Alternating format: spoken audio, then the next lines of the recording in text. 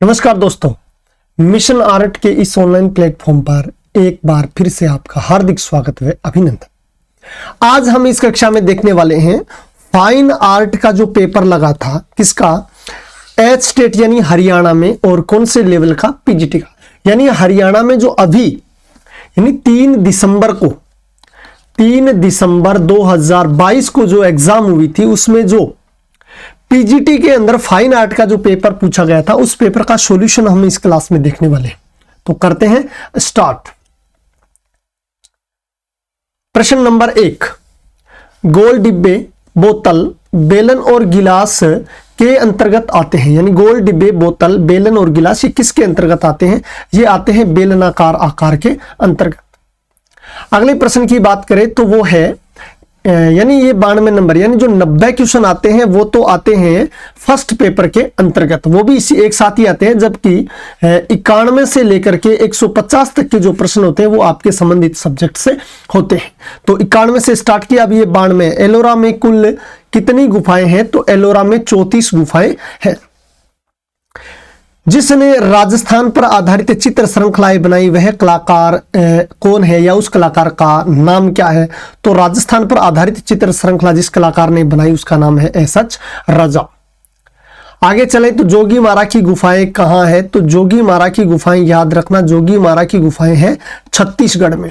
जबकि छत्तीसगढ़ ऑप्शन में नहीं है, तो पहले ये गुफाएं कहाँ थी? मध्य प्रदेश में। तो आज भी ये कहाँ रहेगी? मध्य प्रदेश वाले क्षेत्र में ही माना जाए, क्योंकि ऑप्शन में छत्तीसगढ़ नहीं है।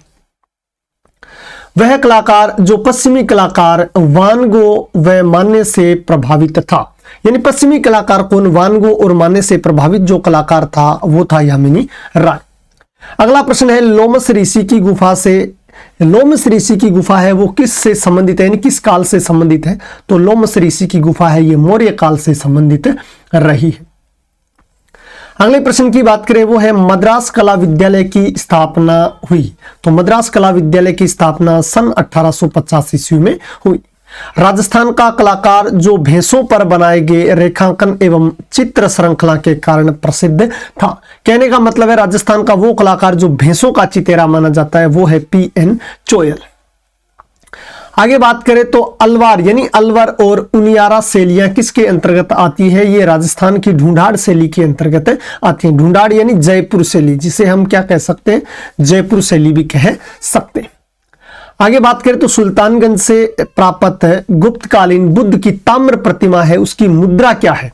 तो ये जो ताम्र प्रतिमा है जो सुल्तानगंज से प्राप्त हुई, ये अभय मुद्रा में बनी हुई है। उस जगह का नाम बताइए जिसका प्राचीन नाम ऋषिपत्नम या मृगदाव यानी हिरणों का जंगल था। तो ये कौन सा था? ये था सारनाथ। सारनाथ ऐसा स्थान है जिसका प्राचीन नाम है ऋषिपत्नम या मृगदाव था।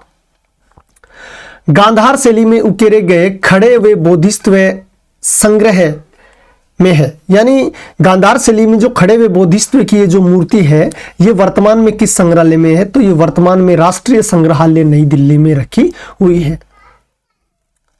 अर्थुणा का मंदिर समूह है किस जिले में स्थित है? तो अर्थुणा का जो मंदिर समूह है ये बांसवाड़ा जिले में स्थित है। रंगत के हल्केपन व गहरेपन का द्योतक है। रंगत के हल्केपन व गहरेपन का द्योतक यानी टोन होती है, तान होती है। क्या लाइटनेस एंड डार्कनेस की बात करें तो कलाकार जिसने सन 1928 में 67 वर्ष की आयु में चित्रण आरंभ किया वह कौन था? तो 67 वर्ष की उम्र में जिस कलाकार ने चित्रकारी सीखी वो थे रविंद्रनाथ टैगोर। किसने डीडी देवलालीकर से दृश्य चित्रण में प्रशिक्षण प्राप्त किया? तो डीडी देवलालीकर से इंदौर में शिक्षा ग्रहण करने वाले थे एनएस बेंद्रे। अमृता शेरगिल का जन्म कब हुआ? तो अमृता शेरगिल का जन्म 30 जनवरी 1913 को हुआ था। वह स्थान जो हर्षत माता मंदिर और चांद बावड़ी के लिए प्रसिद्ध है, तो ये आभानेरी स्थल है। और आभानेरी कहाँ है? आभानेरी दौसा में है। आगे चलते हैं। सन 1921 में किसने हड़प्पा टीले की खुदाई का जो कार्य है वो आरंभ किया था? तो सन 1921 में हड़प्पा टीले की जो खुदाई का कार्य दयाराम साहनी ने शुरू किया था। अशोक स्तंभ स्थित है, जो वर्तमान में अशोक स्तंभ मतलब सारनाथ स्तंभ की बात कर रहा है ये, सारनाथ है स्तंभ की बात कराए तो ये वर्तमान में पुरातत्व विभाग या पुरातत्व संग्रहालय जो सारनाथ है यूपी में है, यहां पर ये सुरक्षित रखा हुआ है। वर्ण जो शुद्धता, शांति, एकता, उज्ज्वलता और सत्यता को क्या करता है, दर्शाता है, वह कौन सा रंग है? यानी शुद्धता, शांति, एकता, उज्ज्वलता और सत्यता को दर्शाने वाला रंग है सफेद। बंगाल के पाल वंश का प्रथम शासक कौन था? तो बंगाल के पाल वंश का जो प्रथम शासक था वो था राजा गोपाल पाल। यानी पाल वंश की जो स्थापना किसने करी थी? राजा गोपाल पाल ने ही करी थी। महाभारत के आख्यान उकेरित है, तो महाभारत के आख्यान है जो कैलाशनाथ मंदिर पर उकेरित है। एक साइड में रामायण के दृश्य और दूसरी साइड में क्या है, महाभारत के दृश्य यहाँ पर उकेरे गए। बात करें अमरावती स्तूप को प्रकाश में लाने का श्रेय किसको है? अलेक्जेंडर कनिंघम को। अमरावती स्तूप है, इसको प्रकाश में अलेक्जेंडर कनिंघम नहीं लेके आए थे, इसको लेके आए थे कर्नल मैकेंजी। यानी अमरावती स्तूप को प्रकाश में लाने का श्रेय किसको जाता है? कर्नल मैकेंजी को जाता है। आगे बात करें तांत्रिक कलाकार के रूप में कौन चर्चित है? तो तांत्रिक कलाकार यहां पर है अपने GR संतोष। शेष साई विष्णु एक उभारदार शिल्प है, तो शेष साई विष्णु एक उभारदार शिल्प है। ये कहां से प्राप्त हुआ? तो ये देवगढ़ से प्राप्त हुआ था। देवगढ़ का जो दशावतार मंदिर है कहां से प्राप्त हुआ? देवगढ़ के दशावतार मंदिर से ये प्राप्त हुआ है शेष साई विष्णु। सन 1558 से लेकर के 1605 तक आगरा, फतेहपुर सीकरी और लाहौर में चित्रशालाएं स्थापित किसने करी थी? तो 1558 से लेकर 1605 तक जिसने राज कार्य किया था वो कौन थे? वो थे अकबर। तो अकबर ने ही यहाँ पर चित्रशालाएं भी स्थापित करवाई थी। आगे चले, वह राजस्थानी कलाकार जिसके जो चित्र हैं वो ग्रामीण जनजीवन से सारोबार रहे। यानी ग्रामीण जीवन के चित्र बनाने में राजस्थान के ऐसे कौन सा कलाकार था जो प्रसिद्ध रहा था? तो वो था भूर सिंह शेखावत। आगे चलते हुए बात करें किस अंग्रेज कला समीक्षक ने हैंडबुक ऑफ इंडियन आर्ट प्रकाशित करी? तो अंग्रेज कला समीक्षक से ही प्रश्न क्लियर हो जाता है। तो ये कौन है? E.V. हेवल है। तो हैंडबुक ऑफ इंडियन आर्ट नामक पुस्तक किसकी है? E.V. हेवल की। उस स्कूल का नाम बताइए जिसके कलाकार एंग्लो इंडियन स्टाइल में चित्रण करते थे। तो वो कंपनी शैली थी। कंपनी किस शैली को कहा जाता है? पटना शैली को ही कहा जाता है या पटना स्कूल को कहा जाता है। आगे चलते हुए हम देखते हैं प्रश्न नंबर 131। पार्वती मंदिर, लक्ष्मण मंदिर, विश्वनाथ मंदिर और पार्श्वनाथ मंदिर ये कहाँ है? ये खजुराहो में। खजुराहो कहाँ है? मध्य प्रदेश के छतरपुर में है। किस कला इतिहासकार ने सन 1876 में भरहुत की खुदाई करवाई थी? तो भरहुत की खुदाई है ये अलेक्जेंडर कनिंघम के द्वारा की गई थी। जहां केवल सफेद और श्याम वर्ण का प्रयोग होता है उसे कहते हैं, यानी only white and black colour की बात करें तो ये कहलाता है एक्रोमेटिक, यानी वर्ण शून्य। एलिफेंटा से प्राप्त हाथी वर्तमान में कहां रखा गया? एलिफेंटा से जो हाथी की प्रतिमा जो प्राप्त हुई है वो वर्तमान में कहां रखी गई है? ये रखी गई है विक्टोरिया गार्डन संग्रहालय मुंबई में। चित्र या चित्रकला को कला में सबसे ऊंचा स्थान दिया गया। चित्र या चित्रकला को कला में सबसे ऊंचा स्थान किस ग्रंथ में दिया गया? तो यह दिया गया विष्णु धर्मोत्तर पुराण में। अगले प्रश्न की बात करें तो यह है ट्रम्फ ऑफ लेबर यानी श्रम की जीत नामक जो मूर्ति शिल्प है ये किसने बनाया था? ये DP राय चौधरी के द्वारा बनाया गया था। किसके शासनकाल में मेवाड़ के यानी किसके शासनकाल मेवाड़ के इतिहास में कला का स्वर्ण युग कहा जाता है? यानी किसके शासनकाल को मेवाड़ के इतिहास का स्वर्ण युग कहा जाता है? तो यह कहा जाता है महाराणा कुंभा। आगे चलते हैं, द्विआयामी तल पर त्रिआयामी प्रभाव देने के लिए क्या जरूरी है? तो द्विआयामी तल पर त्रिआयामी प्रभाव देने के लिए छाया प्रकाश यानी परिप्रेक्ष्य का प्रयोग किया जाता है। संयोजन के सिद्धांत के अंतर्गत नहीं आता है। क्या नहीं आता है? तो सहयोग, प्रवाह, संतुलन ये तीनों आते हैं, जबकि रेखा कला का तत्व के अंतर्गत आते हैं। ये सही ऑप्शन हो जाएगा नंबर 4। मोहनजोदड़ो से प्राप्त नर्तकी यानी जो डांसिंग गर्ल है ये किस धातु से बनी है? तो ये ब्रॉन्ज की बनी है, सबको पता है ना, कांस्य धातु की बनी हुई है। कामसूत्र के मध्य लिखा गया यानी कामसूत्र का जो समय है वो पूछ रहा है। तो कामसूत्र का समय गुप्त काल माना जाता है मेनली मुख्य रूप से। तो यहां पर हम देखें तो आप गूगल पे देखो तो वहां तो 300 आपको मिलेगा, 300 ईसा पूर्व से लेकर के ये 300 ईस्वी तक का समय मिलता है।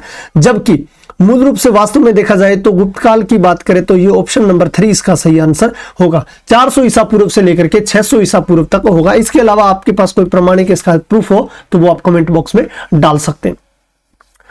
पंजाब में शांति घोषित चित्र बनाया गया, ये चित्र है जो गगनेंद्र नाथ टैगोर के द्वारा बनाया गया था। इस प्रकार के चित्र एमएफ हुसैन के द्वारा भी बनाए गए थे, जबकि ये पंजाब में शांति घोषित नामक ये चित्र है गगनेंद्र नाथ टैगोर का चित्र है। आगे चलते हैं। किशनगढ़ स्कूल में निहाल चंद किसके काल में दरबारी चित्रकार था? तो निहाल चंद है ये सामंत सिंह का दरबारी चित्रकार रहा था। विदेशी विद्वानों ने इसे इंडो बुद्धिस्ट और इंडो ग्रीक नाम से पुकारा है। शैली का नाम बताए तो विदेशी विद्वानों ने किस शैली को ग्रीको बुद्धिस्ट और इंडो ग्रीक कहा? तो यह कहा था गांधार शैली को।